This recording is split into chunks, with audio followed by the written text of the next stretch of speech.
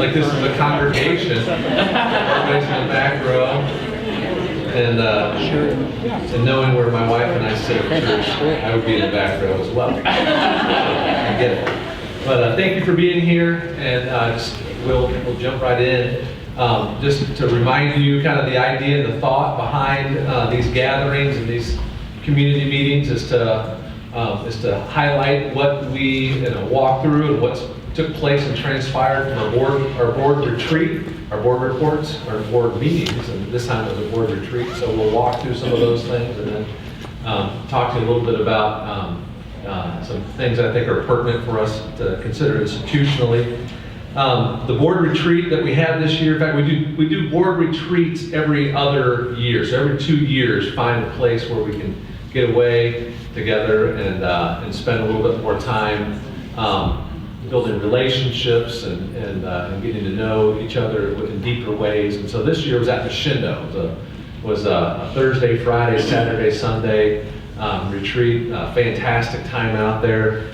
Quite a few of our faculty and students participated within that, and which was great for the students to get to know some of our board members, and for board members to get to know our students.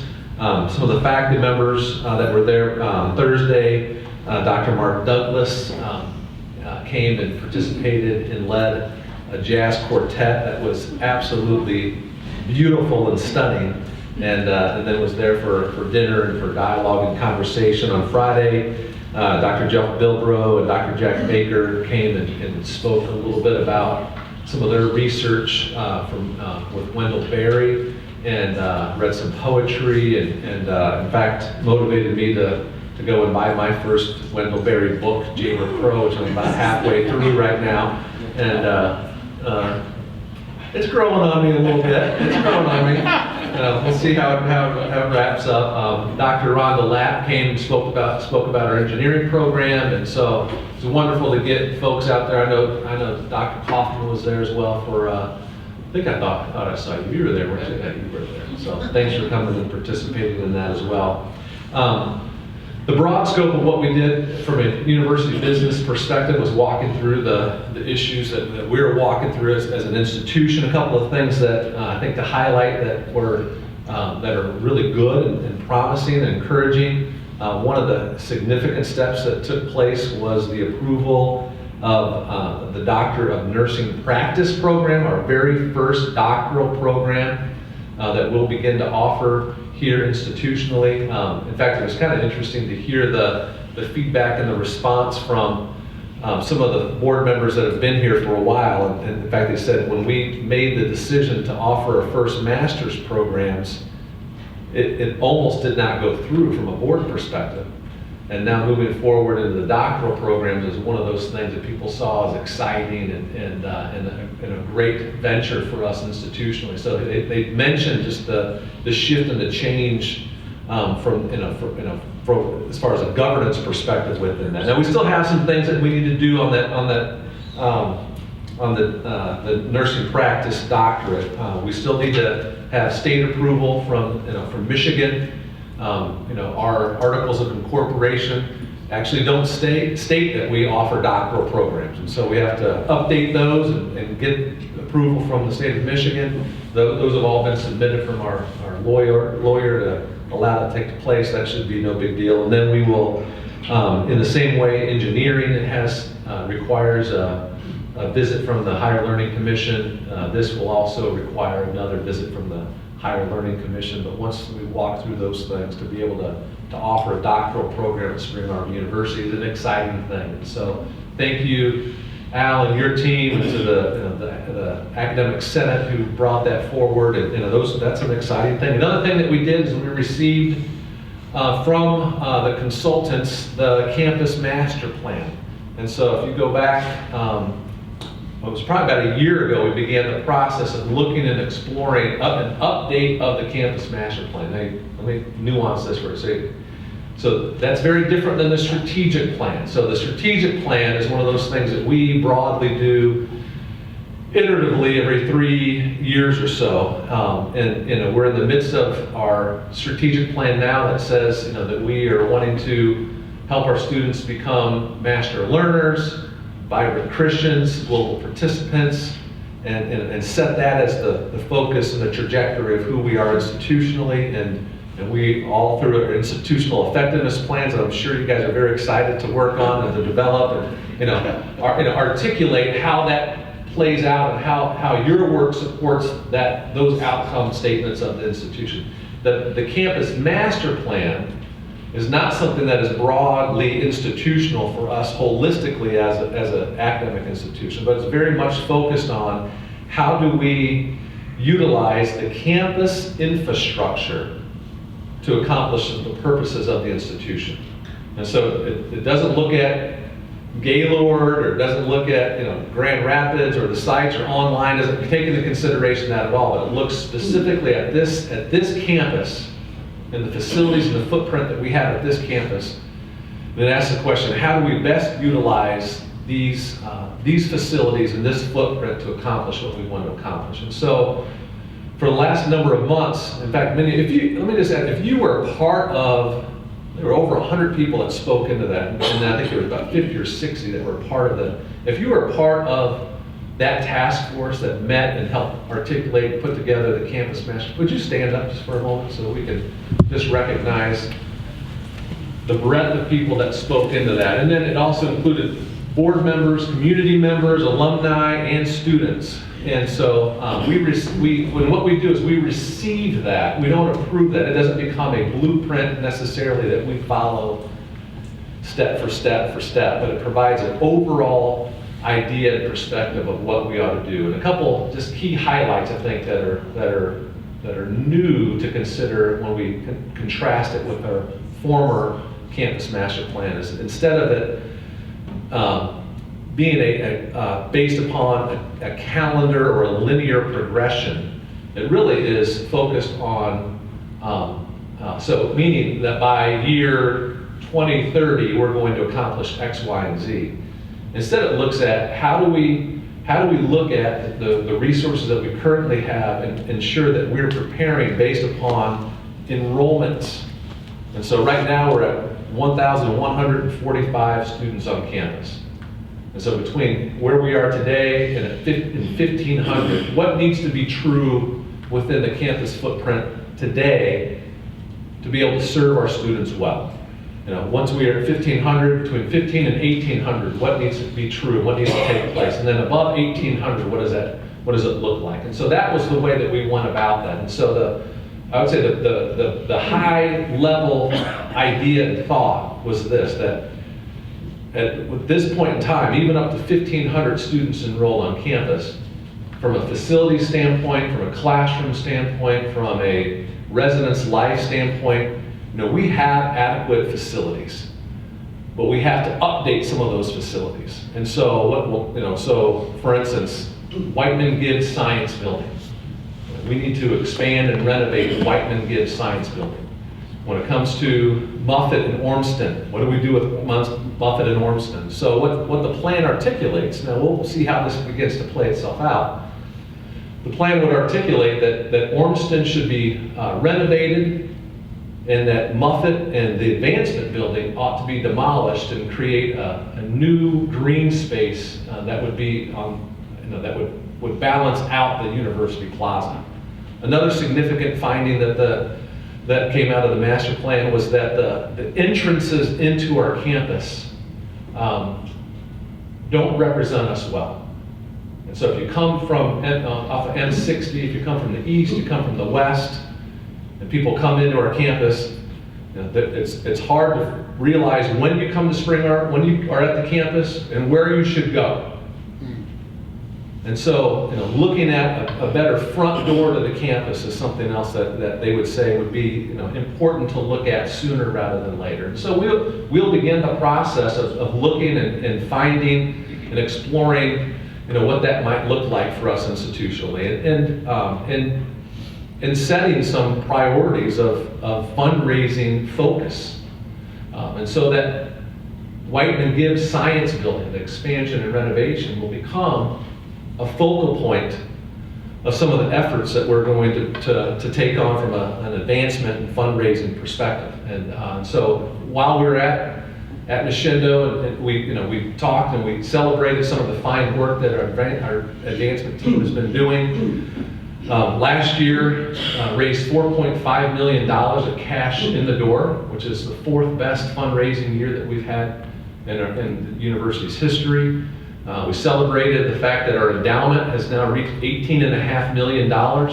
And so what that means is over the course of the last several years, we've had almost a $10 million increase in our endowment, which is a fantastic thing. Our expectancies, which is the work of Danny's the primary champion of this. All of our advancement team does this, but Danny's the one who works most closely with this. But it looks at what do we know that is coming to the university through bequests and from estate gifts.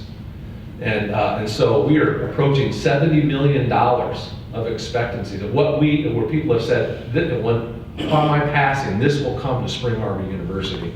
$8 million, over $8 million were added to the expectancy list last year. And that's a wonderful point of celebration for the work that Danny and Doug and Linda and Matt Jen and all those folks have done. But we have a lot of work to do from a fundraising perspective yet. When we think about some of the goals that we have institutionally, raising that endowment from $18.5 million to $250 million really is that aspirant target. And now when you take the $70 million of expectancies and you put that with the 18.5, kind of puts it a little bit better, more in perspective. There's 88 million right there. But the difference between 88 million and 250 million is still a significant leap and jump forward. And so, the board again reiterated the importance from their perspective of my being out and going and casting the vision of Spring Arbor University, inviting people to come along and invest in the future of what Spring Arbor University is about and what they're doing. And the need that we have for finding partners around the globe to advance the cause of Spring Arbor University.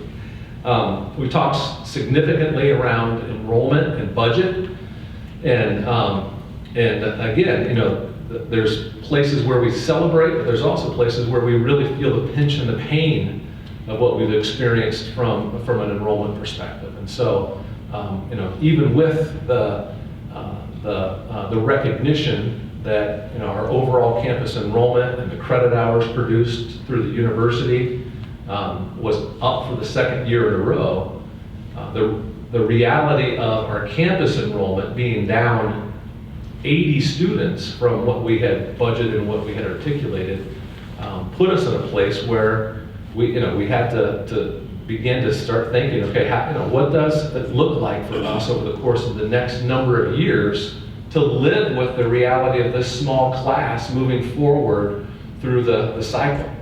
And so, because you don't just replace that class, right? The class comes in as a freshman, and then they become sophomores, and then they become juniors, and then they become seniors, and then they become 5th-year seniors, and some of them become 6th-year seniors, and we're actually going to talk a little bit about that in a little bit. You carry that with you through the course of the next number of years. And so recognizing just the reality of what that will mean for us institutionally is somewhat of a sobering thing. And as we walk through that with the board to help them recognize and realize, even with, enrollment's up, but campus is down. And really that impacts a significant amount of who we are and what we do from even a compensation model, because our most profitable student is a campus student that lives in our residence hall. And so when we're down on campus, we feel that much more profoundly than we do if we're down at the sites or online. And so as we look out even into the next coming fall, there are places where we're hopeful. I do believe that John Barr and his team are working diligently and are putting together the system that will lead us and will provide increases on campus in the coming years.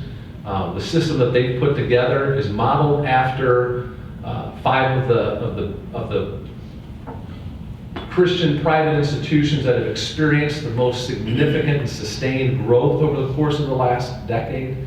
It's the schools, I'll name 3 of them off the top of my head here. The other 2 I'm not going to remember, but John Brown in Arkansas, Cedarville in Ohio, and George Fox in Oregon. Thank you, Doug. And but that's the same system that John has been preparing and working on and developing. And we are seeing some upticks this year. So I'm going to give you some raw numbers.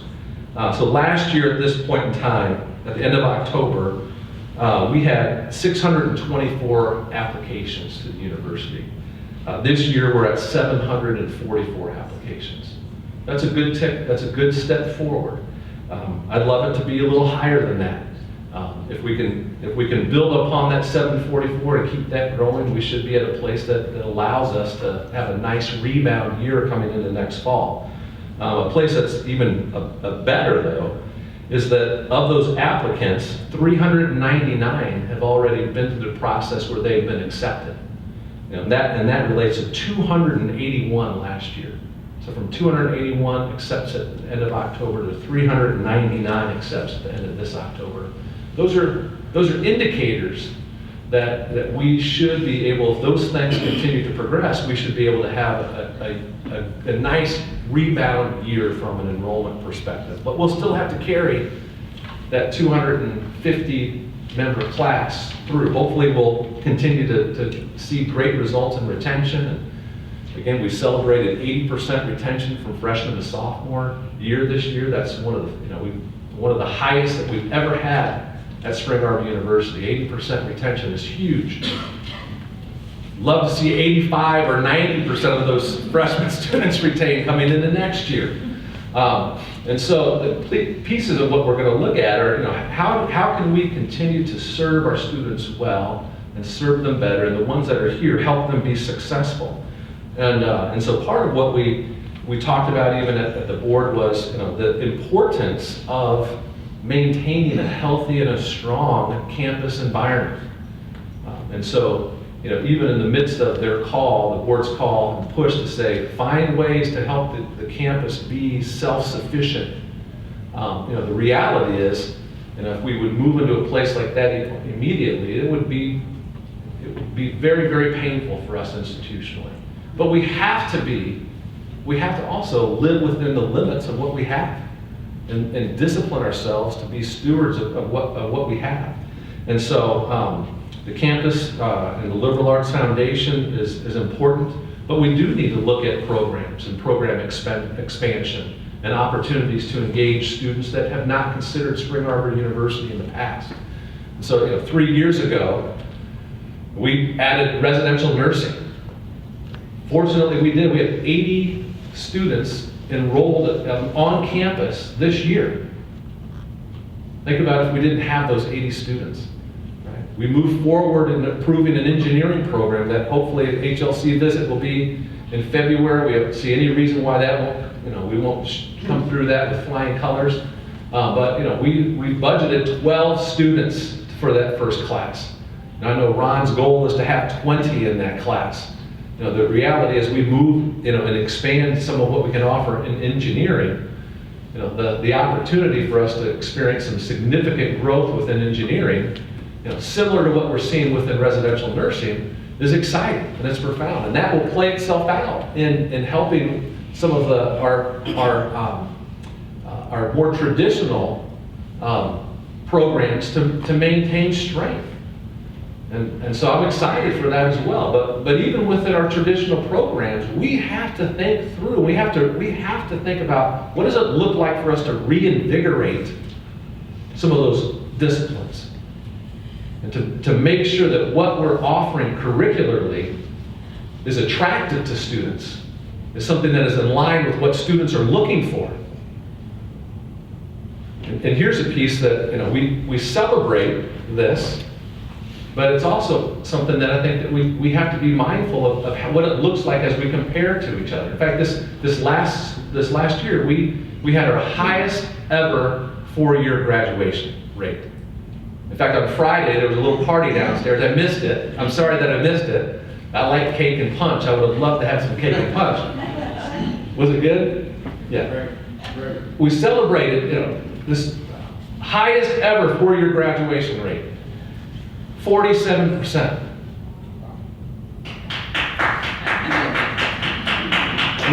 We celebrate it, but we also have to recognize and realize that we can do better than 47%. And when people are making choices to enroll, there are things that they're looking at and they're comparing to other institutions. So in fact, right now, this is really easy for when somebody fills out their FAFSA and they say, I'm going to look at Spring Arbor University, and I want to look at Hope, and I want to look at Michigan State, and I want to look at Taylor. Guess what it does? It automatically populates 4-year graduation rates. It's right there for them. They don't have to go seek it. They don't have to search on the internet. It is provided for them. And so it's awesome that we're taking the strides that we're taking, but we have to ask ourselves, how do we drive that up even more? What can we do to help our students get out in 4 years and be prepared for the career that they're wanting to go into? Be transformed still with a liberal arts perspective, right?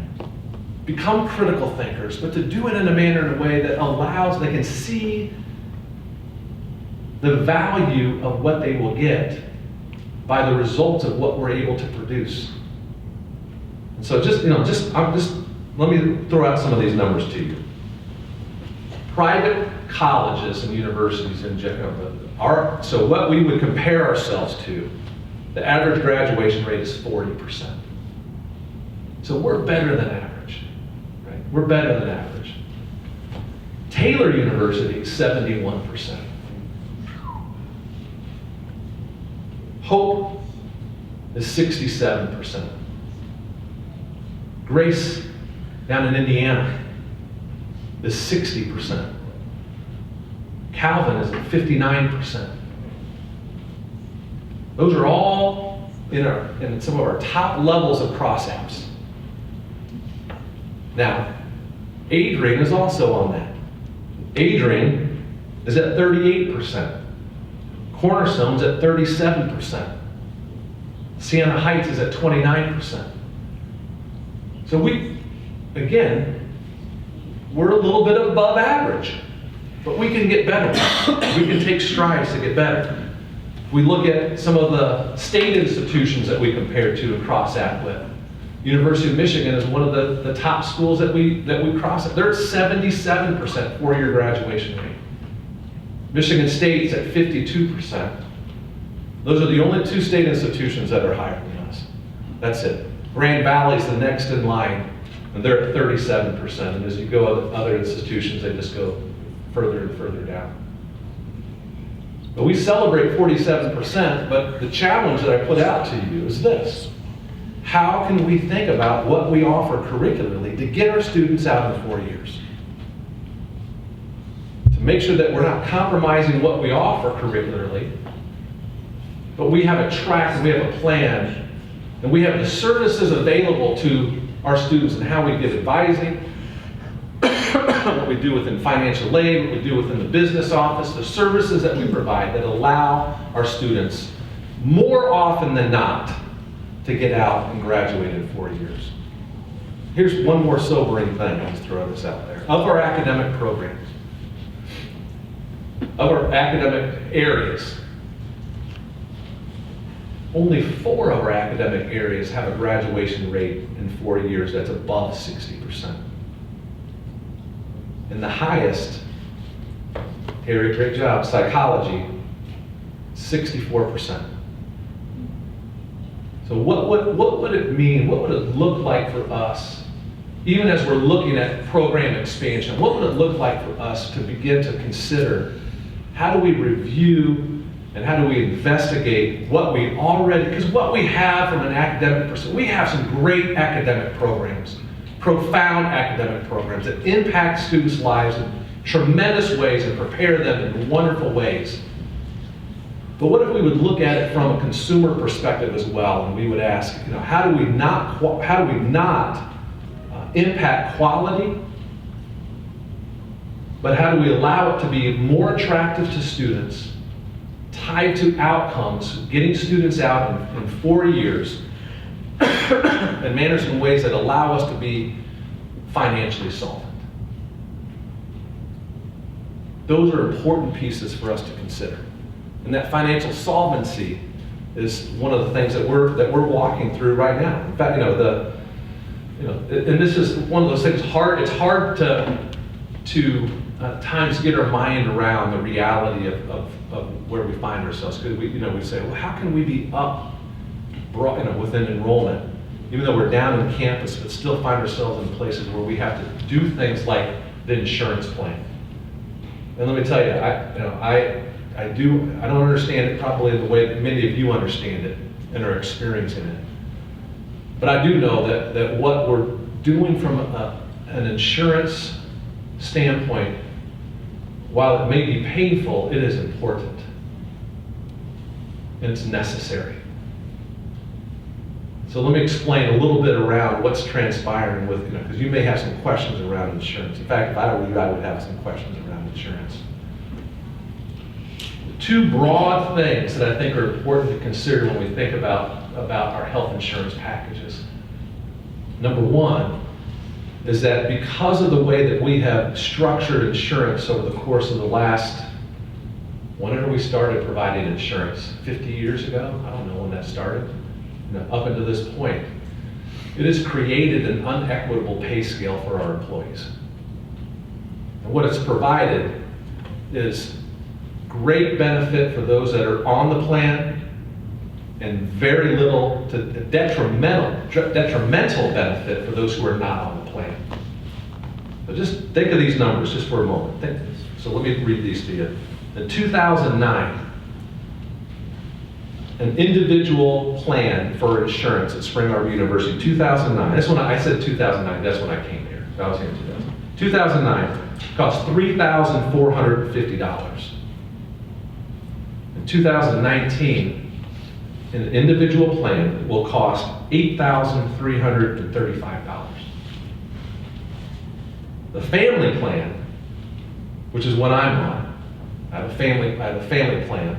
When I came here in 2009, it cost the university $11,000 to provide a family plan for my family.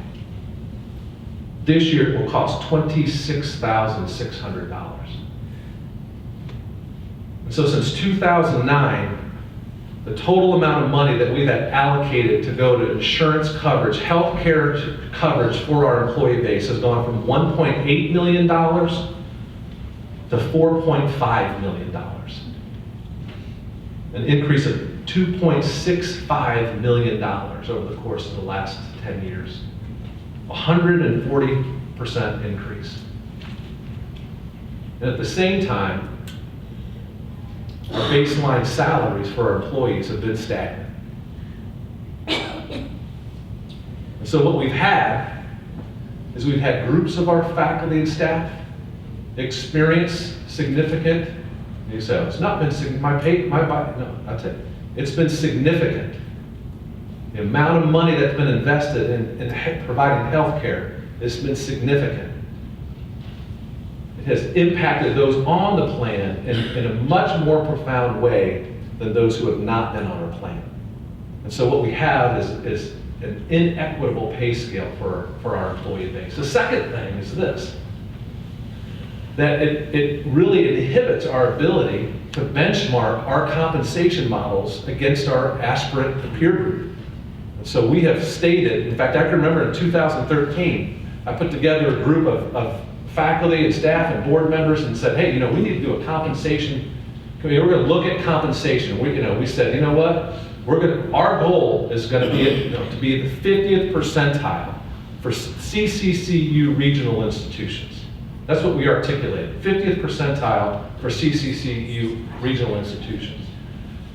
And what we found is that in that meantime, we have just basically, I think this last June, everybody got 1% increase on their baseline pay. We can't continue to do that. We're going to fall further and further behind our peers unless we figure out a compensation model that is more equitable and that puts more of a priority on the baseline salaries. And so when we look at the comparison, we were the only institution in that comparison group that covered 100% health care. That's it. And the standard, the benchmark within that was an 80-20 share. We haven't gone to that. We've gone to 90-10. But we have to look at ways to scale back from providing health care. We want to provide good health care. We want it to be a good plan. We want it to be as affordable as possible. But what we really need to do is to find a way to manage that and drive up baseline salaries for our employees. And our hope was that when we made this switch at this point in time, in fact, it's one of the reasons why it extended. We started looking at this in February. Kevin and Carrie and Dawn, they started looking at this in February. And our hope was that we could come up with a solution and a plan that would allow us to pass on compensation increases to our employee base that would be equitable to the amount of the share that would be required. And where we found ourselves with the decrease of campus students is just not allowed us to do that. Now I know people are people always want to second guess, and you're right to second guess. But the idea and the thought was, let's at least provide some salary increases on a graduated scale that would put the greatest emphasis and impact on the people that make the least amount of money. And so Dawn and Kevin and their team put that together, and we're beginning to roll that out. As we come into this next budget cycle, and we come into, to begin to look at and plan for 2019, 2020, and 2020, 2021, the emphasis will be elevating the baseline salary scale. That will become the emphasis. But that shift is necessary. The shift is necessary because what we've done is not equitable across the scope of our university employee basis. 2/3 of our employees have health care. 1/3 are not on it. And it really has been most detrimental to the 1/3 that haven't been on it. And it has not allowed us to stay at pace with the baseline salary structure for our employees that put us at a competitive rate with our peer group of the CCCU regional institutions. And so as that plays itself out, over the course of the next couple of years, you'll see the baseline salaries begin to climb. And so I know that it's difficult at this point in time, but I want you to see what the end goal and what the end result is, what we're striving for. It will be compensation that will result in greater raises for the baseline compensation. Still competitive and still good insurance, but not to the level and not to what we have been providing. It's not sustainable for us institutionally. And I even, as I looked at these numbers, and I thought, my goodness, if we could have taken that $2.5 million over the last 10 years and put that into salary increases, what a different place we would be compared to CCCU regional institutions. And all of that then leads to this reality of where we find ourselves today. And that is understanding and recognizing that there are some challenges that we have internally. There are challenges that we have externally. But the reality of where we find ourselves is that we are still a special place. And this still is a place where lives are transformed, where people are engaged and prepared in ways to go out and impact this world for Christ. Later this month, I've been asked from one of the Free Methodist bishops to come and meet with a gathering of 15 different denominations across the country. It's called they call themselves the Global Wesleyan Alliance. I kind of think of it as like super friends. Right? And and it's a group of it's the Nazarene Church, it's the Wesleyan Church, it's the Free Methodist Church, Salvation Army, Church of God, Anderson, Assembly of God, so on and so forth. And the question that they're wanting to ask, and in some ways I'm a little, we should institutionally even be flattered within this. We're the only institution that's been invited to come in and do this. And meeting with the top, with the bishops or the top leaders within this. There'll be 30 people representing 15 denominations. And here's what they want me to address. They want me to talk about the relationship between denominations and denominational affiliated institutions. Because the question that they have is this: Are our denominationally affiliated institutions still good mission fits for our denominations? They're wondering that. They're asking that question. They've seen within their denominational affiliated institutions some things that make them wonder that. And to think about that reality. Here's something that's interesting to me, and this is in my notes, but it was something so over the course of the last couple of years on campus, we're down a couple hundred students. You know how many Free Methodist students we're down? 100. In 2 years, we're 100 students down, Free Methodist students. The other big chunk is non-denominational students. Another 100 students down in non-denominational independent churches. You look at non-religious affiliated, we are same number. You look at Baptists, you look at in-state, look at out-of-state school, look at all of the different, the two places that we have huge declines. Michigan residents, Free Methodist students, and students from independent, non-denominational churches. Those are the places where we've experienced a decline. And these church leaders are saying, do we have good partners?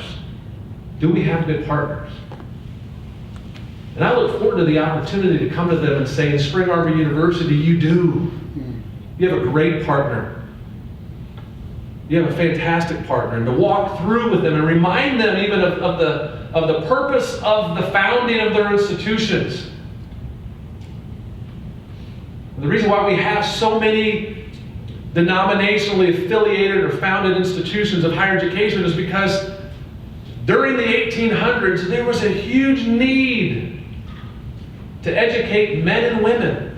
That sometimes it was mostly men at that point in time. Fortunately, it extended to women. But to educate people to be pastors. In fact, in 1800, this is a phenomenal stat. Some of you have heard me say this before. In the year 1800, only 7% of the American population were members of a church. 7%. And only 14% attended church regularly. Now, I don't think it's not because they weren't Christians. It's because there weren't the availability of churches. They didn't have pastors. They didn't have clergy. So the denomination said, guess what we can do? We can start universities. And we'll start universities to educate pastors. And we'll educate teachers. And we'll educate doctors. And we'll educate lawyers. And we'll educate leaders to help lead an emerging nation. And so through the 1800s, you saw hundreds and hundreds of institutions across the country founded. With that purpose in mind. With that purpose in mind. And what's transpired through the years is you've seen them, one by one fall away. In fact, listen, this is from Harvard. This is from Harvard's founding document. That they exist to know God and Jesus Christ, which is eternal life. And therefore to lay Christ in the bottom as the only foundation of all sound knowledge and learning. Listen to that last part of that phrase. to lay Christ in the bottom as the only foundation of all sound knowledge and learning. Doesn't that sound like Christ is the perspective for learning? Christ is the perspective for learning. An institution after institution that had their founding, just like Spring Arbor University did in 1873, to be about those purposes, to be the great partner of these church denominations, have fallen to the wayside, one by one, to the point that even our own denomination is saying, what school could we bring forward to talk about the relationship between denominations and denominationally affiliated institutions? And so I'll have the opportunity to talk to them about our concept and cast the vision of who we are as an institution, and let them know that there is an institution that still believes in the transformational power of Jesus Christ in a person's life. And that, coupled with a strong, academically rigorous program. So whether they're doctors or they're pastors or they're lawyers or they're teachers, right? Or they're nurses or they're engineers, regardless of what they are, they're prepared exceedingly well to be successful within that career. To become, again, as our concept aptly states, critical participants in the contemporary world. To not be men and women that are impacted by the ebb and flow of society and culture, but men and women who can impact society and culture for Christ and for His kingdom. And I believe that the foundational component of that is what Harvard articulated and what we have within our concept, that lay Christ at the foundation of the learning process. As we move into this, Christ is the perspective for our learning. It changes the way our students think. It changes their orientation. And to share some of the results. In fact, I know I've been going 45 minutes, you might be bored of this, but a couple weeks I have a chance to go to Boston, Massachusetts. My wife and I do. And we're gonna spend some time with 4 graduates. Maybe it'll be a few more, but at least 4 that we'll spend some significant time with. 2 of them will be on the young scale of our graduates, and 2 of them on the older scale of our graduates. On the young side is Ethan and Maria Goodnight. Don't remember Ethan and Maria Goodnight. Phenomenal people. But Maria, an education major, has a heart for caring for people from underserved populations. She grew up in inner city Seattle. While she was here, enrolled at Spring Arbor, her parents moved, and now they work in inner city Indianapolis. And so when they first graduated, she took a teaching position in inner city Chicago, and now she's in inner city Boston, providing education and guidance and care for some underserved kids. I want to hear how that's going for her. And her husband, Ethan, when he was a senior here, was asked to write a senior thesis. It was done so well that Dr. Mark Edwards said to him, make a few changes and you ought to submit this to be published. And it was. The senior thesis was published in a refereed journal. That's a significant thing.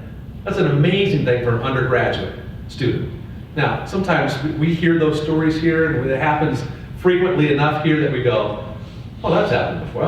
That's a big deal. That is a big deal. And here's an interesting thing that took place. As he went on, did a master's degree at the University of Chicago, and began to apply to graduate programs. His number one choice was Harvard, with a particular academic advisor who was brilliant and top in the field that he wants to go into. And when his application came upon her desk, and she was reading his application, she's like, I know this name, Ethan Goodnight. I've heard of him before. Where have I heard him before? Where have I heard of him before? And she realized that in one of her articles that she was writing, she had referenced his refereed article from his senior thesis at Spring Arbor University.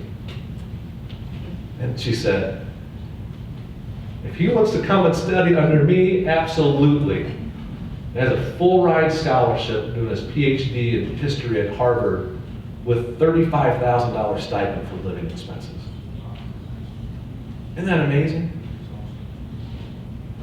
That's the product of Spring Arbor University. That's the product of this intentionally Christian liberal arts education.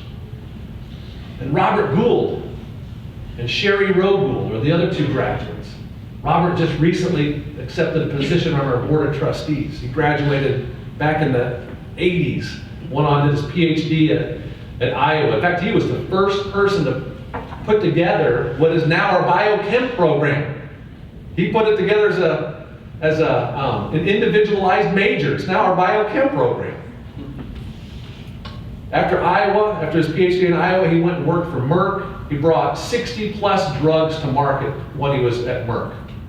Some as profound and wonderful as antacids, to one of the first drugs that began to address the side effects of HIV.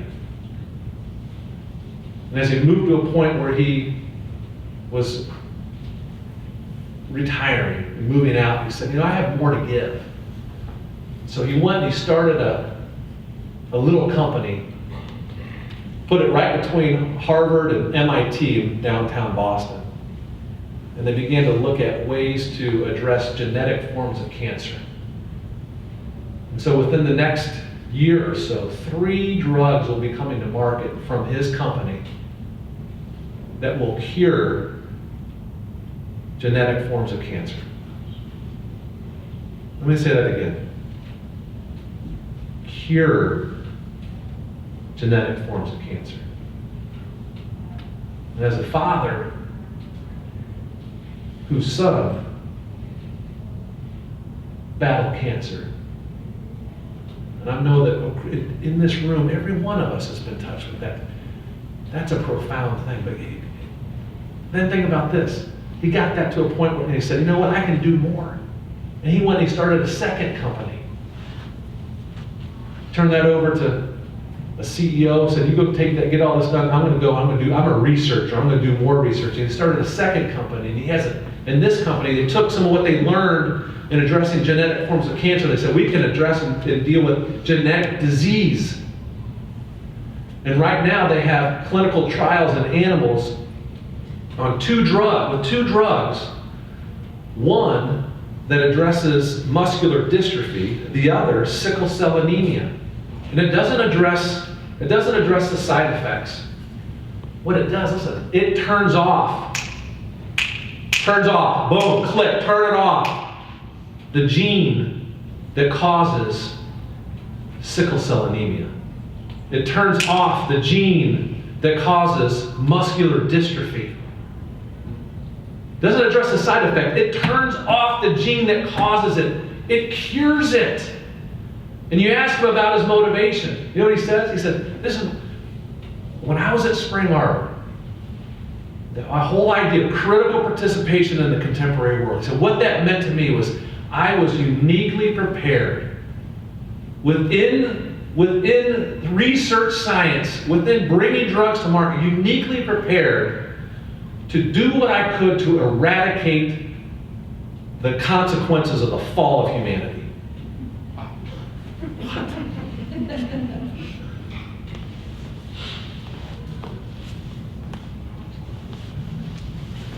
Folks, that's what we do. That's who we are. That's the beauty of what Spring Arbor University represents. It doesn't mean that we don't have issues that we need to address.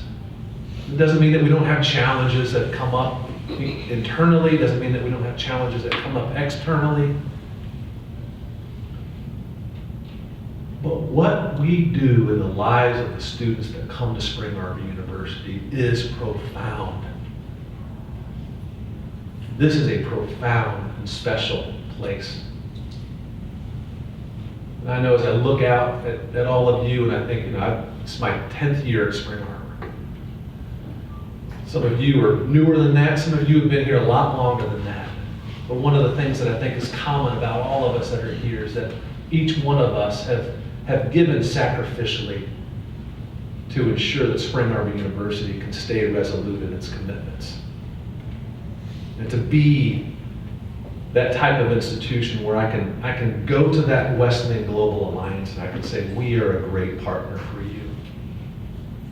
Our mission and our outcome, our desire is right in line with what yours is, and that is to reach the world with the message of Jesus Christ. We do it from an educational perspective. Our students are so sharp, so well prepared that they earn the right to speak truth to a world that desperately needs to know of Christ's redemption and reconciliation. So I want to thank you for your commitment. And I want to ask for your continued commitment. Because our journey is not easy. It's difficult. It's challenging. But it's glorious.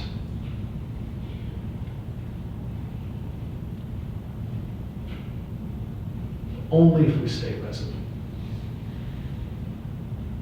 Thank you for your time. Thank you for your commitment. Thank you for your passion. That's enough.